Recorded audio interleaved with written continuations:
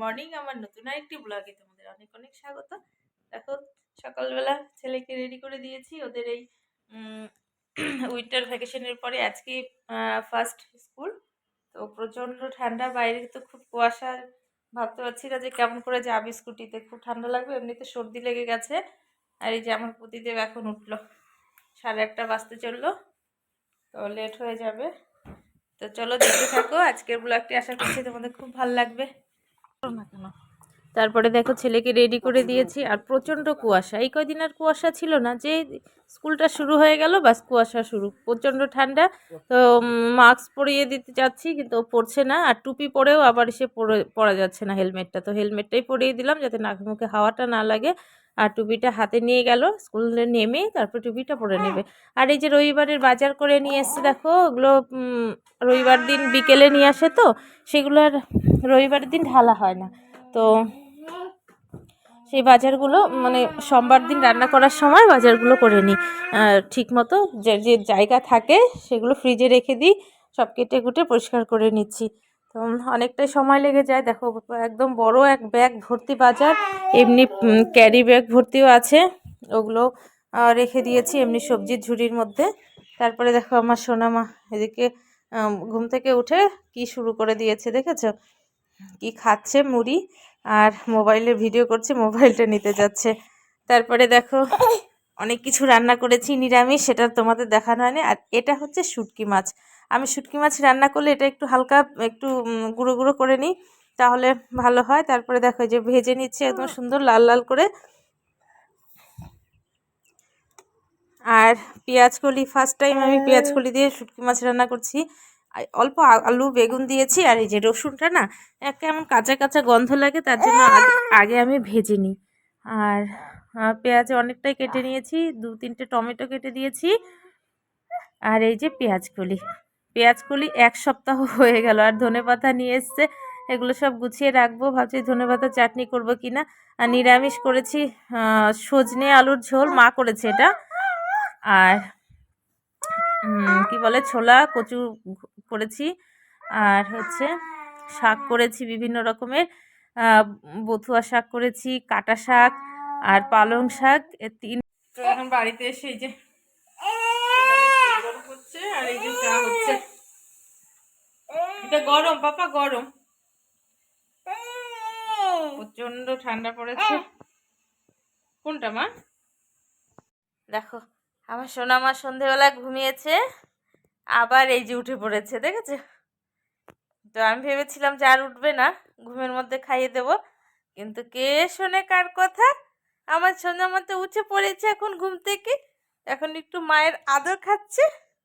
দেখেছো তোমরা আমার পাপাটা কি দেখেছো, আমার সোনা মাম্মাটা কি দেখেছো? তোমরা দেখেছো নাকি? দেখো দেখো কি সুন্দর করে শুয়ে আছে, কিচ্ছু বোঝে না, দেব দেব করে তাকিয়ে আছে না মাম্মা। এখন দাদা ভাই আসবে, বাবা দাদা ভাইয়ের জন্য পিৎজা নিয়ে আসছে না।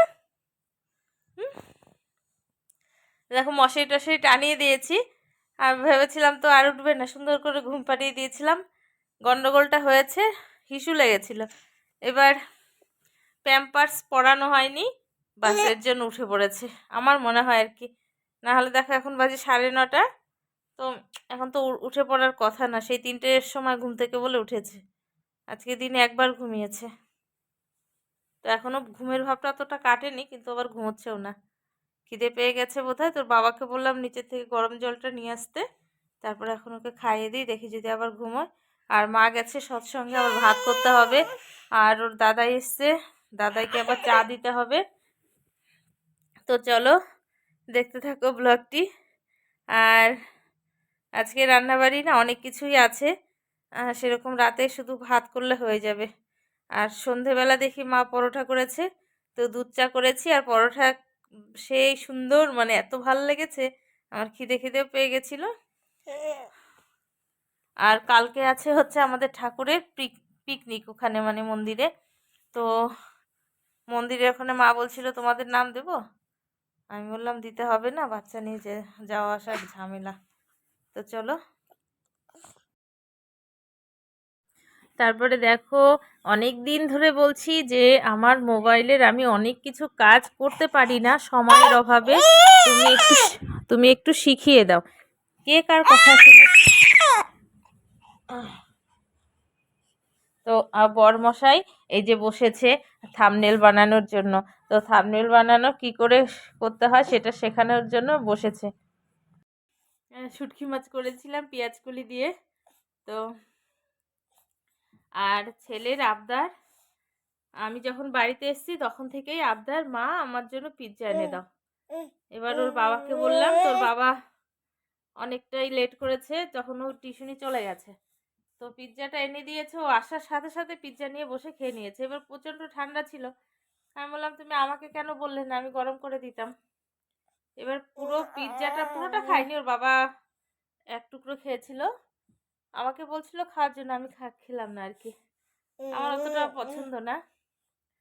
এবার খেয়ে নিয়ে ভাত খাওয়ার তো একদমই রুচি নেই। তো কালকে সকালে যাবে আবার স্কুল, তো খাবে হচ্ছে দুপুরবেলা। সকালে তো সুজি আর হচ্ছে দুধ খেয়ে যায়। তো এখন একটু ভাত খাইয়ে দিলাম আর কি জোর করে। আর এই যে এখন মেয়েকে খাওয়াচ্ছি, দেখো খাচ্ছেই না। আর আমি এত দৌড়ঝাঁপ করছি ঠান্ডার মধ্যে, আমার গরম লাগছে। দেখো এই হাতা কাটা ড্রেস পরে নিয়েছি। তো চলো আজকের মতো এ পর্যন্তই, আবার দেখা হবে নতুন আরেকটি ব্লগে। ততক্ষণের জন্য তোমরা সুস্থ থেকো, ভালো থেকো।